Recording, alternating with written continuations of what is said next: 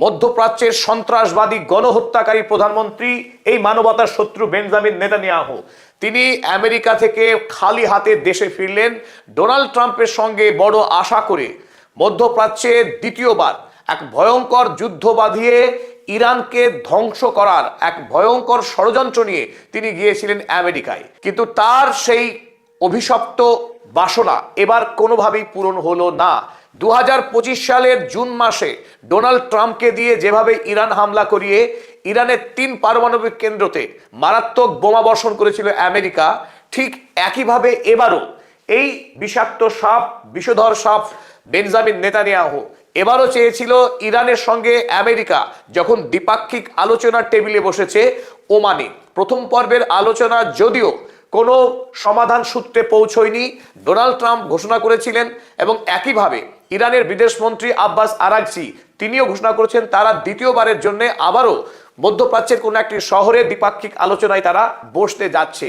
তার আগে যাতে করে ইরান এবং আমেরিকা তারা আলোচনার টেবিলে তাদের দ্বিরাষ্ট্রিক সমাধান যদি কোনো রকম ঐক্যমতে পৌঁছতে পারে তাহলে ইসরায়েল রাষ্ট্রের সর্বনাশ। তাই এই আবহে ইরান এবং আমেরিকা যাতে দীর্ঘমেয়াদী যুদ্ধে জড়ায় এবং ইসরায়েল যাতে সুরক্ষিত থাকে, এখানে আরো একটি ব্যক্তিগত স্বার্থ লুকিয়ে আছে এই বিষাক্ত সাপের। বেঞ্জামিন নেতানিয়াহু চাইছে না তার দেশে কোনো সাধারণ ইলেকশন হোক। যুদ্ধের পরিস্থিতিতে এমার্জেন্সি জারি থাকার ফলে তার নামে দেশে আসা একাধিক দুর্নীতির অভিযোগে যে মামলা চলছে সেই সমস্ত মামলায় জেলে যাওয়ার ভয়, আশঙ্কা অতি তীব্র। তাই ইসরায়েলে আগামী দিনে যাতে কোনো গণনির্বাচন না হয় এবং আমেরিকাকে দিয়ে ইরানের ওপরে সামরিক হামলা চালিয়ে ইরান রাষ্ট্রকে 50 বছর পিছিয়ে দেওয়ার, তার দেশের সামরিক যে কাঠামো তৈরি হয়েছে সেই সামরিক কাঠামোকে ধ্বংস করে দেওয়ার এক ভয়ঙ্কর মতলব নিয়ে আমেরিকায় গিয়েছিল বেঞ্জামিন নেতানিয়াহু, সে কথা আমরা প্রত্যেকেই জানি। কিন্তু মজার যে বিষয় হলো এবার আমেরিকায় গিয়ে হোয়াইট হাউসে বেঞ্জামিন নেতানিয়াহুর জন্যে সেইভাবে কোনো উষ্ণ অভ্যর্থনা মেলেনি। এমনকি আলোচনার শেষে যে 2 রাষ্ট্রপ্রধানের যে সাংবাদিক সম্মেলন হয় সেই সাংবাদিক সম্মেলন করতে পর্যন্ত দেখা যায়নি। তিনি এখনো পর্যন্ত এই রক্তপিপাসু রাষ্ট্রনায়ক তিনি সাংবাদিক সম্মেলন করে উঠতে পারেননি। ডোনাল্ড ট্রাম্পের সঙ্গে তার কি আলোচনা হয়েছে সেই বিষয়েও সরাসরি তিনি মুখ খুলতে পারেননি। এখানেই স্পষ্ট যে তার মুখ এবার কালো হয়ে গেছে। কালো 2 কারণে। একদিকে ইরানের মিসাইল যে শক্তি, তার যে রেঞ্জ, সেই রেঞ্জ ধারাবাহিকভাবে বেড়ে চলেছে। প্রতিদিন ইরান এক নতুন নতুন মিসাইলের নাম ঘোষণা করছে এবং তাকে সফলভাবে পরীক্ষা নিরীক্ষা চালাচ্ছে। এই মুহূর্তে ইসরায়েল সামরিকভাবে নিরাপত্তাহীনতায় ভুগছে। যে রাষ্ট্র মধ্যপ্রাচ্যে এতদিন ধরে অন্যায় করে প্যালেস্টাইন রাষ্ট্রকে দখল করে বসে আছে, নির্বিচারে গণহত্যা চালাচ্ছে ফিলিস্তিনি জনতার, এমনকি ডোনাল্ড ট্রাম্পের প্রস্তাবিত 20 দফা শান্তি চুক্তি সম্পাদনের পরেও 2025 সালের অক্টোবর মাসের পর থেকে আজ পর্যন্ত ইতিমধ্যেই 550-এরও অধিক নিরীহ ফিলিস্তিনি জনতাকে খুন করেছে, 1,500-এরও অধিক ফিলিস্তিনি মানুষকে মারাত্মকভাবে জখম করেছে এই বর্বর ইসরায়েল রাষ্ট্রের আইডিএফ সেনারা। তারা এখনো চাইছে মধ্যপ্রাচ্যে সুবিশাল জায়নবাদী সাম্রাজ্য গড়ে তুলতে, আর তার সামনে যাতে কোনো রাষ্ট্র বাধা না হয়ে দাঁড়ায় সেই লক্ষ্যই পূরণ করতে গিয়েছিল আমেরিকায় এবার বেঞ্জামিন নেতানিয়াহু। আর এই সফর দিয়ে 2025 সালে জানুয়ারি মাসে ডোনাল্ড ট্রাম্প ক্ষমতায় আসার পর থেকে ফেব্রুয়ারি মাসের 11 তারিখের এই সাক্ষাতের মধ্য দিয়ে ইতিমধ্যে 6 বার হোয়াইট হাউস সফর করলো বেঞ্জামিন নেতানিয়াহু, আর ইসরায়েলে আরো একবার সাক্ষাৎ হয়েছিল। সব মিলিয়ে 7 বার ডোনাল্ড ট্রাম্পের সাহায্য ভিক্ষা করে তার সঙ্গে সাক্ষাৎ করলো বেঞ্জামিন নেতানিয়াহু। চলুন এবার প্রশ্ন দেখে নিই ডোনাল্ড ট্রাম্পের সঙ্গে বেঞ্জামিন নেতানিয়াহুর ঠিক কোন কোন বিষয়ে আলোচনা হয়েছে এবং তাদের আলোচনায় কোনো মতৈক্য এবং এই আলোচনায় নির্দিষ্ট ঐক্যমতে পৌঁছতে পারেনি। ডোনাল্ড ট্রাম্পের সঙ্গে বেঞ্জামিন নেতানিয়াহুর আলোচনায় তারা একমত হতে পারেননি। বেঞ্জামিন নেতানিয়াহু এই মুহূর্তে তার সবচাইতে যেটা বড় দাবি, প্রথমত আমেরিকা যুক্তরাষ্ট্র এবং ইরান তারা যেন দ্বিপাক্ষিক চুক্তি সম্পন্ন না করে। দ্বিতীয়ত তিনি চেয়েছিলেন ইরানের যে মিসাইল রেঞ্জ, অর্থাৎ ইরান তার মিসাইলের রেঞ্জকে কমাতে হবে, মিড রেঞ্জ করতে হবে যাতে করে ইসরায়েলে হামলা না চালাতে পারে, এবং এই মিসাইলের সংখ্যাকে কমাতে হবে। তার দ্বিতীয় দাবি যে কেবলমাত্র পারমাণবিক সমৃদ্ধিকরণের কাজ ইরান যদি না করে, তার উপর থেকে সমস্ত নিষেধাজ্ঞা যদি তুলে নেওয়া হয়, তাহলে আমেরিকা ঐতিহাসিক ভুল করবে। বেঞ্জামিন নেতানিয়াহু জ্ঞান দিচ্ছেন ডোনাল্ড ট্রাম্পকে যে ডোনাল্ড ট্রাম্প যেন ইরানের উপরে চাপানো ৯,৭০০ যে স্যাংশন রয়েছে সেই স্যাংশন যেন কোনোভাবেই তুলে না নেয়। কারণ এই স্যাংশন যদি তুলে নেয়, ইরান ইতিমধ্যেই তাদের দেশে ব্যবসা বাণিজ্যে এক অভূতপূর্ব পরিকাঠামো তৈরি করেছে। তাদের দেশে প্রচুর পরিমাণে বাণিজ্যিক উৎপাদন শুরু হয়েছে। যদি এই মুহূর্তে আমেরিকা স্যাংশন তুলে নেয়, বিদেশে বিপুল পরিমাণের বাণিজ্য করবে ইরান। আর এই বাণিজ্য শুরু হলে ইরানের বিপুল অর্থনৈতিক সমৃদ্ধি আসবে। একদিকে ইতিমধ্যে ইরান সামরিক ক্ষেত্রে পৃথিবীর মধ্যে অন্যতম শক্তিশালী রাষ্ট্র হিসেবে আত্মপ্রকাশ করেছে। আর এবার যদি বাণিজ্যের দিকে ইরান যাত্রা শুরু করে, তাহলে আগামী দিনে ইরানের সঙ্গে মোকাবেলা করা ইসরায়েলের পক্ষে কোনোভাবেই সম্ভব হবে না। তাই এই সম্ভাবনার গোড়াতেই ইসরায়েল চাইছে তাকে ধ্বংস করতে। ইরান যাতে আগামী দিনে কোনোভাবেই উন্নতি না করতে পারে, তার জন্য ডোনাল্ড ট্রাম্পকে বুঝিয়ে সুঝিয়ে চাইছে হামলা করে ইরানকে ধ্বংস করে দিতে। এখন প্রশ্ন হলো, ডোনাল্ড ট্রাম্প তিনি কি চান না ইসরায়েলকে বাঁচিয়ে রাখতে? তিনি কি চান না যে ইরানকে ধ্বংস করে দিতে, খামেনিকে শিক্ষা দিতে? একদম ঠিক ধরেছেন।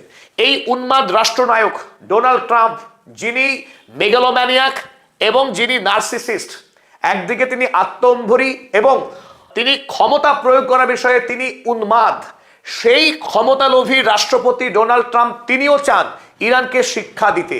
যখন দুই রাষ্ট্রনায়কের লক্ষ্য এক, ইরানকে জব্দ করা, ইরানকে শিক্ষা দেয়া, কিন্তু তারা কেন ঐক্যমতে পৌঁছাতে পারলেন না? তার প্রথম কারণ, ইরান ইতিমধ্যেই সামরিক ক্ষেত্রে যতখানি শক্তিশালী হয়েছে এবং তার মিসাইল এত শক্তিশালী, আমেরিকা যদিও পৃথিবীর সবচাইতে বৃহৎ সামরিক শক্তিশালী রাষ্ট্র, তবুও এই মুহূর্তে ইরানের সঙ্গে যুদ্ধ করা আমেরিকার জন্য খুব একটা নিরাপদ নয়। তার মধ্যপ্রাচ্যে যে 19টি সামরিক সেনা ছাউনি রয়েছে এবং যে বিশাল রণবহর ইতিমধ্যে আরব সাগরে হাজির করেছে আমেরিকা এনে, যদি যুদ্ধে যায় ইরানের সঙ্গে, তাহলে আমেরিকার এক বড় সড়ো ক্ষতি হবে প্রথমেই। দ্বিতীয়ত, আমেরিকা যখন ইরাক হামলা করেছিল, তার লক্ষ্যমাত্রা ছিল মাত্র 50 মিলিয়ন ইউএসডি খরচ করবার 2003 সালে। কিন্তু যুদ্ধ শুরু হওয়ার পর সাদ্দাম হোসেনকে শাস্তি দেওয়া গেছে, রেজিম চেঞ্জ করা গেছে, এটা সত্য। কিন্তু ইরাকে আমেরিকা দীর্ঘমেয়াদী যুদ্ধে ফেসে যায়, যে যুদ্ধের কারণে আমেরিকার কোষাগার থেকে 1 ট্রিলিয়ন ইউএসডিরও বেশি খরচ হয়ে যায়। আর আজকের ইরান আধুনিক পৃথিবীর এক বিস্ময়কর শক্তিশালী সামরিক রাষ্ট্র, তার সঙ্গে যদি যুদ্ধে যায় আমেরিকা, সেই যুদ্ধ কবে শেষ হবে তার কোনো সঠিক হিসেব কারো কাছে জানা নেই। এবং আমেরিকা যুক্তরাষ্ট্র ইতিমধ্যেই 39 ট্রিলিয়ন ডলার ঋণে ঢুকছে। সেই রাষ্ট্র যদি ইরানের সঙ্গে যুদ্ধে যায়, তার ঋণের পরিমাণ হু হু করে বেড়ে যাবে। ফলে আমেরিকা যুক্তরাষ্ট্রের জন্য মোটেই সেটা খুব একটা লাভজনক হবে না। দ্বিতীয়ত হচ্ছে, যে বিপুল পরিমাণের সেনা ইতিমধ্যেই মধ্যপ্রাচ্যে মোতায়েন আছে আমেরিকার, সেই সেনার একটা বড় অংশকে প্রাণ দিতে হবে। তাতে আমেরিকায় ইতিমধ্যেই রিপাবলিকান পলিটিক্যাল পার্টি, ডোনাল্ড ট্রাম্পের পলিটিক্যাল পার্টির অবস্থা অত্যন্ত করুণ। অধিকাংশ মানুষ এখন মাগা বেসকে পছন্দ করছে না।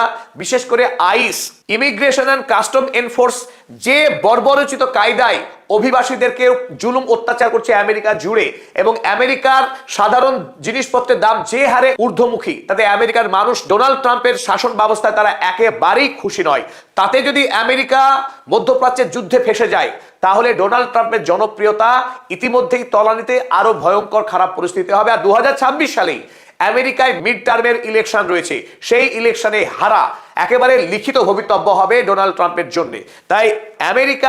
তাই ডোনাল্ড ট্রাম্প এই মুহূর্তে এই যুদ্ধবাজ রাষ্ট্রনায়ক বেঞ্জামিন নেতানিয়াহুর পাতা ফাঁদে পা দিতে প্রস্তুত ছিলেন না। সুতরাং তাদের মধ্যে আলোচনার শেষেও কোনোভাবেই বেঞ্জামিন নেতানিয়াহুর প্রস্তাবে ডোনাল্ড ট্রাম্প রাজি হতে পারেননি। আলোচনা শেষ হয়েছে অমীমাংসিত অবস্থায়। স্বাভাবিকভাবে যে তাৎপর্য বিষয় যে দুজন রাষ্ট্রনায়ক পাশাপাশি দাঁড়িয়ে আছেন, এটা পুরনো ছবি, দুজনেরই মুখ ভার। আলোচনা শেষে উষ্ণ করমর্দন, তারা একে অপরের সঙ্গে আলিঙ্গন করমর্দন করেন এবং তারপর যে দ্বিরাষ্ট্রিক সাংবাদিক সম্মেলন হয়, সাংবাদিকদের প্রশ্নের জবাব দেয় দুই রাষ্ট্রপ্রধান। তারা কি কি আলোচনা করলেন তার কিছু অন্তত ইম্পর্টেন্ট লাইনগুলো সাংবাদিকদের জানিয়ে দেওয়া হয়। সেই ধরনের কোনো সম্মেলন তারা করলেন না করমর্দন। আর এতেই চারিদিকে গুঞ্জন শুরু হয়েছে। বেঞ্জামিন নেতানিয়াহু যে অভিপ্রায় নিয়ে আমেরিকায় গিয়েছিলেন, সেই অভিপ্রায় পূর্ণ হয়নি। ডোনাল্ড ট্রাম্প তার কথায় রাজি হয়নি, তিনি ব্যর্থ হয়ে ফিরে আসছেন ইসরায়েলে। খোদ ইসরায়েলের সংবাদপত্র টাইমস অফ ইসরায়েল তারা বলেছে, Trump says he insisted to Netanyahu that Iran talks go on.